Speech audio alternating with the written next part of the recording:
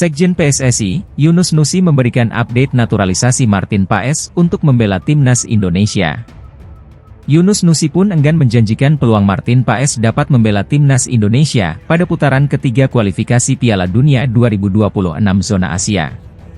Diketahui, timnas Indonesia diyakini akan menambah amunisi tambahan setelah dipastikan lolos ke round 3 kualifikasi Piala Dunia 2026 zona Asia. Sebab di putaran round 3 nanti, timnas Indonesia bakal melawan tim-tim tangguh di Asia.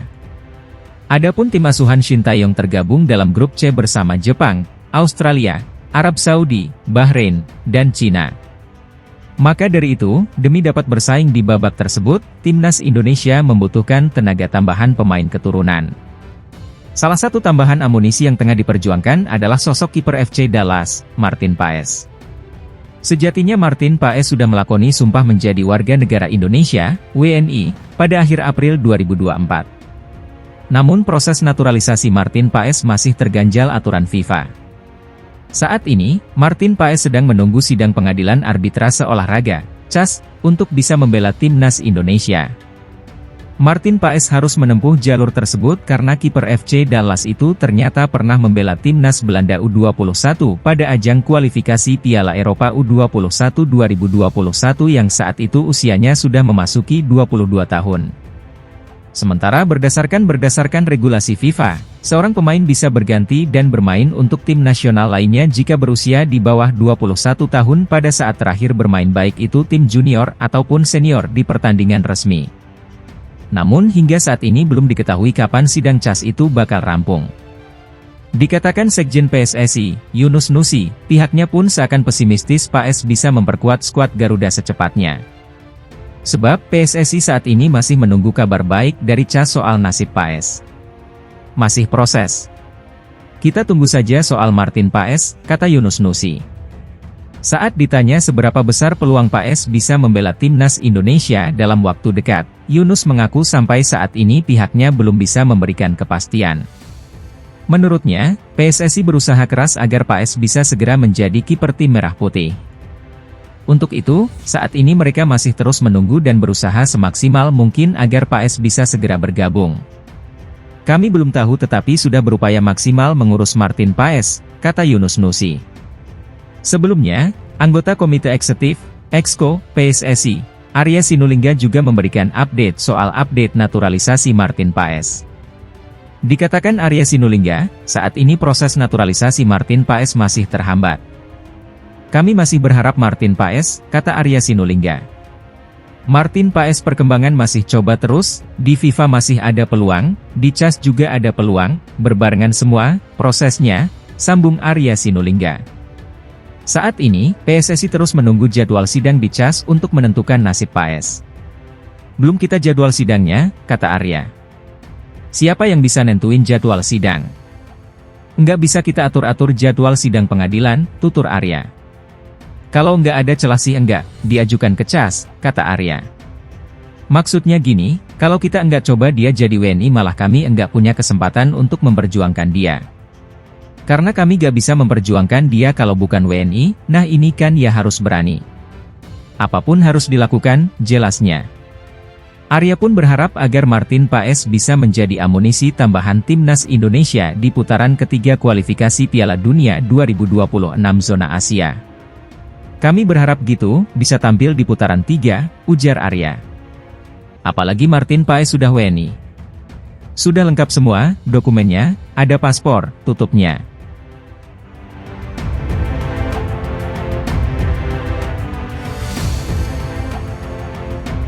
Pelatih timnas Indonesia, Shin Tae-yong, diminta secepatnya pulang ke Indonesia. Hal itu diungkapkan Sekretaris Jenderal, Sekjen, PSSI, Yunus Nusi. Yunus Nusi mengatakan, PSSI sudah memberi batas waktu kepada Shin Tae-yong untuk pulang ke tanah air. Ia diminta segera pulang demi mempersiapkan timnas Indonesia yang segera bersaing di babak ketiga kualifikasi Piala Dunia 2026 zona Asia pada September 2024. Iya, Kita minta secepatnya untuk persiapan laga yang tanggal 5 September, Timnas Indonesia melawan Arab Saudi, dan tanggal 10 September, Timnas Indonesia melawan Australia, kata Yunus Nusi di Jakarta. Mantan Exco PSSI ini mengatakan, kemungkinan Shin Tae-yong kembali ke Indonesia pada pertengahan Juli 2024. Namun, ia tidak bisa memberikan tanggal pasti kedatangan pelatih itu untuk saat ini. Ia balik ke Indonesia. Perkiraan pertengahan. Ia pertengahan, kan lagi istirahat, kata Yunus Nusi. Yunus Nusi berharap Shin Tae-yong dapat memantau para pemain saat Piala Presiden 2024 mulai bergulir pada 20 Juli 2024. Ajang itu akan diikuti 8 tim Liga 1 2024 hingga 2025. Pada saat Piala Presiden mudah-mudahan sudah ada, sembari melihat lagi anak-anak dia, pemain Timnas Indonesia, latihan, ujar Yunus Nusi. Menurut asisten pelatih Timnas Indonesia Nova Arianto, Shin Tae-yong balik ke Indonesia pada 21 Juli 2024. Setibanya di tanah air, pelatih asal Korea Selatan itu akan memberikan roadmap kepada PSSI jelang mengarungi babak ketiga kualifikasi Piala Dunia 2026 zona Asia.